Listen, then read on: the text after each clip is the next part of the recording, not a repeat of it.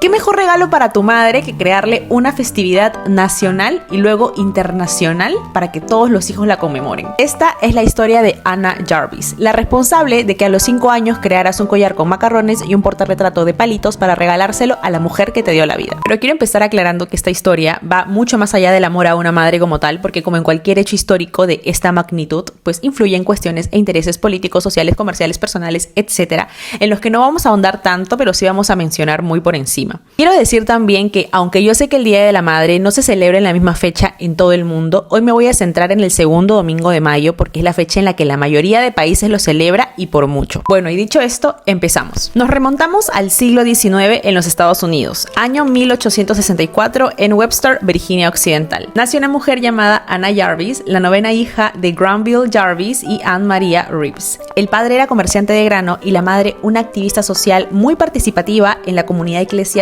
y profundamente conocida por su fe. La madre de Anna era la personificación perfecta de la feminidad del siglo XIX. Dedicó su vida al cuidado del hogar, tuvo 11 hijos, pero sentía que Anna era una niña especial porque fue la primera de sus hijas en sobrevivir a la infancia. Sin embargo, Anna desde joven demostró tener habilidades, digamos, interpersonales y organizativas, al igual que su madre. No le costaba mucho socializar. Fue maestra de una escuela secundaria en su localidad hasta los 28 años y luego buscó dejar su pueblo para irse a la gran ciudad. La madre frustró este primer intento de Anna de independizarse, pero no pudo impedir que ella se fuese a Filadelfia, ciudad a la que se mudó y donde vivió con su hermano Claude. Su hermano Claude era un hombre que dejó el hogar desde muy joven para irse a la ciudad a buscar fortuna. De hecho, lo logró, fue propietario, empresario, con lo cual pues no le iba mal en términos económicos, pero sobre todo sociales, porque su posición le permitió codearse con la crème de Filadelfia y de paso le presentó a toda esta gente a su hermana Anna. Pero antes de que pienses que Anna encontró el amor entre estos hombres, spoiler, no. Ella se quedó soltera hasta su último aliento. Pero todos estos datos son esenciales para lo que va a venir a continuación. Anna en Filadelfia estuvo alcanzando ciertos logros en el ámbito laboral al lado de su hermano. Fue accionista en su empresa, también trabajó en un banco en Tennessee, fue editora literaria, también trabajó en una agencia de publicidad. En términos generales se veía que la mujer tenía grandes aspiraciones. Sin embargo, y aquí porque digo que toda esta información es importante, a pesar de todo siempre tuvo una relación muy estrecha con su madre, sobre todo tras la muerte de su papá. Esto provocó que tanto Anna como su hermano trasladaran a su madre a Filadelfia donde ellos estaban, porque además estaba muy mal de salud y pues así la podían cuidar mejor. La madre va, pero no va sola porque se lleva a su otra hija, Elsinore, que era completamente ciega, con lo cual pues necesitaba cuidados específicos y también dependía del sustento de la familia. Finalmente, por problemas cardíacos, la madre muere en mayo de 1905. Ojo a la fecha. Anna tenía 41 años para ese entonces y este suceso fue como que un punto de inflexión en su vida porque antes de su muerte, Anna ya pasaba la mayor parte del tiempo cuidando de su madre, con lo cual pues tras su muerte se le despertó una profunda ansiedad y una gran tristeza. La pena de Anna era tremenda. De hecho, llegó a acusar de negligencia al médico del hospital en uno de sus intentos pues de racionalizar la muerte de su madre. Pero no tardó mucho en catalizar todos esos sentimientos negativos y aquí es donde todo empieza, porque todo fue de menos a más. Primero creó un pequeño altar en su casa con flores como símbolo de devoción a la memoria de su madre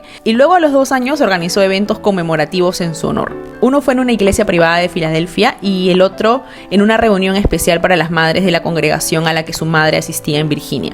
Después creó un comité llamado Comité del Día de la Madre que buscaba establecer una fecha que honrara a todas las madres cristianas desinteresadas y pues esta fecha coincidía con el aniversario del fallecimiento de la suya.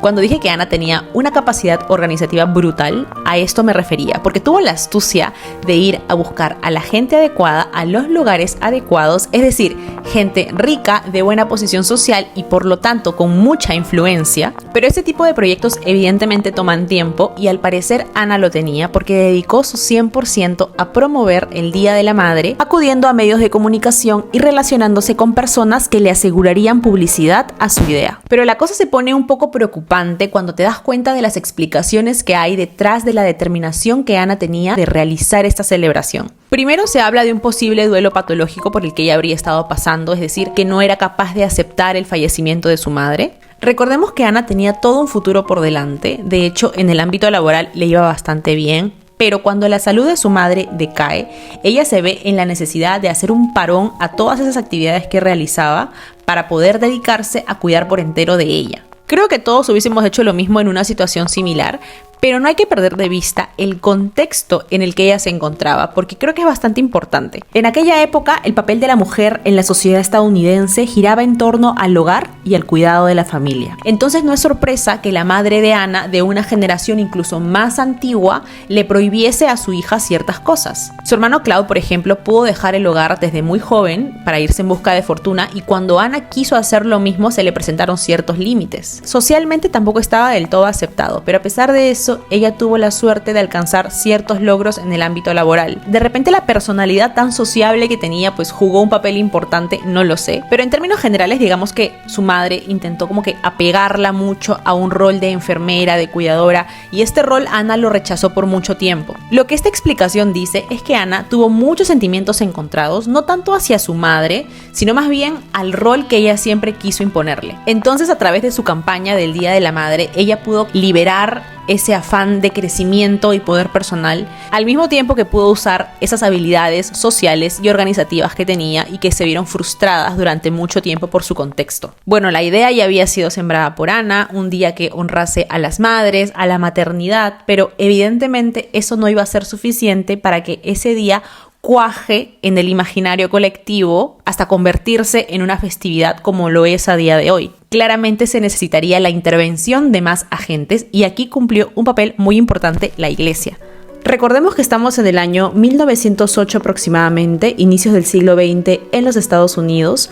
Había muchas transformaciones sociales en marcha, un movimiento feminista que comenzaba a tomar fuerza, una sociedad que en términos generales vivía una etapa de cambios grandes. Y en medio de todo esto, las iglesias dominicales eran un lugar muy importante en la vida de varias familias, especialmente en muchas familias del sur del país. En su búsqueda de hacer crecer su idea, Ana acude a la cabeza de la Asociación Mundial de Escuelas Dominicales, quien ve que la festividad del Día de la Madre tenía potencial y podía traerle beneficios a su organización. Los líderes de las escuelas dominicales evaluaban su enseñanza según la cantidad de jóvenes que asistían. Para atraer a más participantes, hacían que las lecciones bíblicas fueran parte de actividades entretenidas cada semana, muchas veces celebrando días festivos especiales. Entonces, un Día de la Madre venía perfecto para este tipo de escuelas que lo que buscaba era altos récords de asistencia académica. Esto, por supuesto, hizo que la festividad creciera y empezó a celebrarse en todas las escuelas dominicales del país. Pero como el Día de la Madre dependía exclusivamente del valor de entretenimiento que tenía la festividad como tal, si los récords de asistencia bajaban, iban a cambiarla o reemplazarla por cualquier otra festividad. Para que realmente pudiera persistir como una costumbre, se iba a necesitar que el apoyo excediera el ámbito de las escuelas dominicales.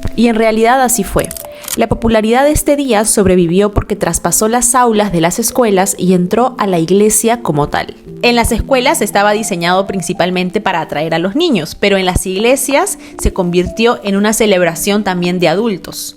Como es lógico en cualquier grupo, asociación, institución, comunidad que aceptase incluir el Día de la Madre en su lista de festividades, tenía un objetivo. En el caso de las iglesias lo aprovecharon más bien como una oportunidad para atraer a sus seguidoras más fieles, que eran las mujeres de clase media, y también para pronunciar sermones que definieran el papel de la mujer y describieran el ideal de maternidad cristiana. Bueno, la cosa iba avanzando, la idea de Ana estaba teniendo el alcance que ella quería, con un significado más o menos distinto al que ella le había dado originalmente. Y así fue como poco a poco ella fue ganando este reconocimiento que su madre nunca había recibido y que a ella le había negado. Pero esto no fue tan rápido como suena, en realidad todo este proceso tomó un tiempo. A pesar de todo este reconocimiento creciente, al inicio la idea de Ana no recibió la aceptación que a ella le hubiese gustado por parte de diferentes grupos de mujeres. Por ejemplo, como el Comité de Mujeres del Partido Socialista Americano y el Congreso Nacional de Madres. Básicamente porque estos grupos sentían que esta idea imponía y romantizaba una idea muy tradicional y muy limitada de la mujer y de la maternidad. Pero a pesar de eso, Ana no se detuvo. También presionó al Congreso y a los gobernadores para que oficializaran el día,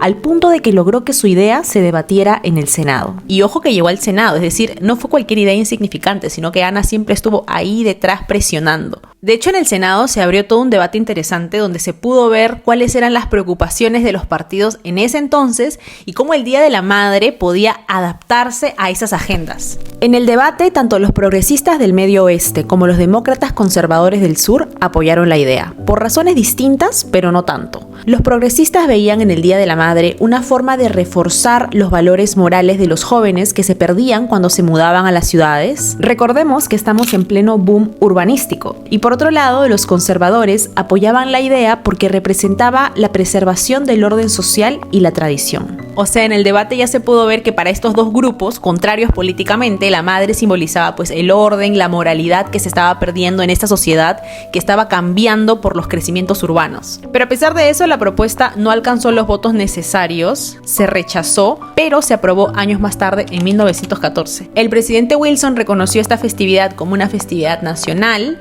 Ana había alcanzado su propósito, lo logró, se convirtió en el rostro fundador del Día de la Madre e intentó proteger este día con uñas y dientes. Aquí es cuando la cosa empieza a empeorar para Ana y todo se va en decadencia, tengo que decir, porque veremos cómo su obsesión por crear un Día de la Madre se convirtió exactamente en todo lo contrario. Aquí quiero hacer un inciso para hablar un poco sobre el tema comercial, porque hay opiniones muy diversas sobre la excesiva comercialización que hay en festividades tan populares como sería el Día de la Madre, Navidad, San Valentín, etc. Bueno, en este caso, al inicio las tiendas no vieron en el Día de la Madre una gran oportunidad para vender. Solo sugerían regalos pequeños, pero en sus anuncios no le daban mucha importancia. Durante los primeros 10 años, solo una tienda en Filadelfia intentó vender algo más caro, como una vitrola para que las madres escucharan música, pero eso fue cambiando con el tiempo, y cuando Ana vio que el Día de la Madre empezaba a hacerse más popular, lo que hizo fue registrar el nombre y las decoraciones de la festividad. De hecho, tenía una especial fijación por los claveles blancos. Originalmente, ella había establecido que este tipo de flor era el símbolo del Día de la Madre porque tenía un significado específico y de hecho fue uno de los símbolos que intentó patentar. Ella dijo concretamente lo siguiente: la blancura del clavel simboliza la verdad, la pureza y la amplia caridad del amor materno, su fragancia, su memoria y sus oraciones. El clavel no deja caer sus pétalos, sino que los abraza a su corazón mientras muere. Y así también las madres abrazan a sus hijos a sus corazones. Y también dijo que cuando escogió esta flor fue porque le recordó a la cama de rosas blancas de su mamá. Entonces vemos que Ana valoraba mucho los claveles blancos, pero cuando las tiendas vieron en esta planta concretamente una oportunidad para vender, todo cambió. Empezaron a promocionarse dulces, tarjetas, retratos, de todo. Pero vamos a hablar un poquito de las tarjetas. No sé si han visto este tipo de tarjetas, que las portadas son bastante llamativas, luego adentro tienen una dedicatoria y algunas creo que tienen música. Bueno, yo no sé cómo será en todos los países, pero al menos en mi país, cuando damos este tipo de tarjetas, lo que hacemos es escribir en los alrededores de los espacios en blanco. Yo toda mi vida pensé que no era común conformarte con lo que ya venía escrito en la tarjeta impresa, sino que tú le dabas tu valor personal, escribías una dedicatoria, algo que te salía del corazón. No sé, pero cuando me mudé a Bélgica me di cuenta de que era súper común, al menos aquí, entregar ese tipo de tarjetas en días importantes como cumpleaños, no sé, cuando falleció una persona, Año Nuevo, Navidad, etc. Y no escriben nada, o sea, solamente ponen el nombre y XO y ya está. Y yo puedo entender que de repente no escribas nada si le entregas una tarjeta por compromiso a alguien que, no sé, que recién conoces o que no es tan cercano, pero incluso en el núcleo cercano, familiar y amical, entregan las tarjetas y solamente le ponen el nombre. ¿Y esto por qué se los digo? Porque quiero enlazarlo con lo que pensaba Ana de este tipo de tarjetas. Cuando empezaron a hacerse más populares y a venderse masivamente, se enojó y dijo literalmente: una tarjeta impresa no significa nada excepto que eres demasiado perezoso para escribirle a la mujer que ha hecho más por ti que nadie en el mundo. Y caramelos, le llevas una caja a mamá y luego te comes la mayor parte tú mismo. Un bonito sentimiento. Ahí vemos que le añadió una dosis de sarcasmo. También dijo luego: escribe una carta de elogio o agradecimiento. Nadie es demasiado pobre ni está demasiado ocupado para enviar una carta a casa. Lo que ella quería es justo lo que les comentaba, es decir, que te tomes el tiempo de escribirle una dedicatoria o una carta a tu madre en lugar de enviarle una postal y ya está. Pero esto se tomó como que ella quería instruirle a las personas cómo debían celebrarle a sus madres. Pero lo peor vino cuando las floristerías ampliaron el catálogo de flores. Como se vendían muy bien los claveles, empezaron a ofrecer también claveles rojos y otro tipo de arreglos. E incluso intentaron cambiar el significado del clavel blanco, promocionándolo como que era para las madres muertas y el clavel rojo para las madres vivas. Con esto, Ana explotó. Lo que hizo para enfrentar estas ideas comerciales fue crear una insignia que reemplazara el clavel blanco, pero en realidad todo esto ya fue en vano, porque lo que ella sentía en el fondo era que todos estos símbolos que ella valoraba tanto por lo que significaban, se estaban pervirtiendo en la mercantilización. Les dejo unos cuantos ejemplos. Una empresa de telefonía de Connecticut promocionó sus nuevas tarifas para sorprender a tu madre con una llamada, y luego una tienda de ropa promocionaba trajes para los padres diciendo que en la solapa podían poner una flor para mamá. Ana fue a un salón de té en Filadelfia y cuando vio que la ensalada que se pidió se llamaba ensalada del Día de la Madre, lo que hizo fue tirarla al suelo. Para este punto, en 1925, ella ya no soportaba a nadie. La situación se fue completamente de las manos. Intentó boicotear negocios como pastelerías, floristerías, porque los consideraba unos oportunistas que intentaban lucrar con precios excesivos en esta festividad que pues ella originalmente había visto como una fecha especial. Y también amenazó a las personas que intentaban quedarse con el crédito de crear el Día de la Madre. Había un hombre que se llamaba Frank Herrick que dijo que había creado el día antes que ella. Bueno, lo amenazó. También se coló en una convención de madres de guerra de Estados Unidos. Eran las madres de los soldados de la Primera Guerra Mundial y las acusó de querer apropiarse del clavel como emblema. Estas mujeres evidentemente presentaron cargos en contra de Ana por alteración al orden público. Ella fue a comisaría, pero al final el tema quedó ahí, se desestimaron los cargos y 10 años después Ana no paraba, seguía luchando y hasta criticó, esto me parece icónico, porque criticó a la primera dama Eleanor Roosevelt por usar el Día de la Madre para pedir donaciones y concienciar sobre la mortalidad infantil. Y esto es irónico y también curioso porque este tema fue el que inspiró a la madre de Ana a crear el Club de Trabajo del Día de las Madres allá por 1850. Recordemos que su madre tuvo 11 hijos, de los cuales solamente 4 llegaron a la edad adulta, entre ellos Ana. Y pues así pasó el resto de su vida intentando derogar una festividad que ella misma impulsó con todo su ser. Enviaba peticiones, notas de prensa y muchas cosas más para derogar la festividad, pero no fue posible. Esto evidentemente la llevó a la quiebra económica y ya cuando fue muy mayor y cayó enferma, la trasladaron a un sanatorio que irónicamente fue costeado por toda esta gente que estaba relacionada a la industria de las flores, de las pastelerías, con las que tanto había luchado durante su vida. Finalmente murió en 1948 a los 84 años y fue enterrada junto a su madre. Bueno, no sé qué opinan sobre esta historia. A mí sinceramente me deja pensando porque si hacemos cálculos, esta mujer pasó casi la mitad de su vida intentando promover e incentivar un proyecto que luego intentaría boicotear, con muy mala suerte, claro está. Pero esta es finalmente la historia del Día de la Madre. No sé si cumplí con tus expectativas, yo solamente te traigo la historia y tú sacas tus conclusiones. ¿Ustedes cuál creen que fue la motivación real de Ana para crear el Día de la Madre? ¿Conmemorar a su madre fallecida o saciar un deseo frustrado de reconocimiento? Yo creo que fue un poco de ambas, la verdad. Bueno, gracias por ver el video y esas cosas. Me estoy tomando un descanso de los videos misteriosos porque creo que este tipo de historias también son bastante interesantes y de hecho cuando la leí creí que les podía gustar. Que pasen un excelente Día de las Madres. Para los que tienen a su mamá cerca, aprovéchenlo, y para los que no, como yo, hay que ver la manera siempre de estar presentes a pesar de la distancia. Eso es todo y bueno, nada, nos vemos la próxima semana y les mando un gran beso. Chao, chao.